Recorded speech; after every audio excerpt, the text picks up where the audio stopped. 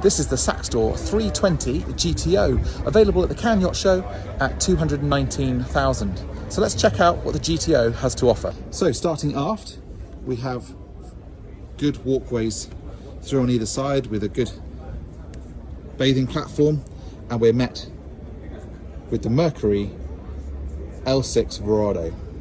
The drop down sides opening up this whole space, and you can see here this one in operation. This allows you to be able to walk out, enjoy the water, but also open up this whole dining space aft. We have a really cool wet bar and grill, perfect for entertaining your guests on board. Central helm position with 3 seats and good walkways all the way through.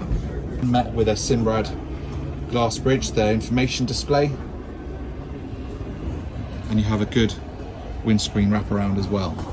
Flip up bolster, so you can use them as a lean-to with a good foot plate, and then the passenger one also has a little step there as well to be able to give you some support.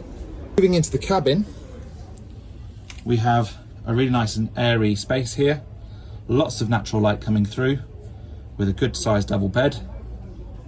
You also then have a heads compartment. The upholstery is not on this boat at the moment, but you get a big nice sun lounger forward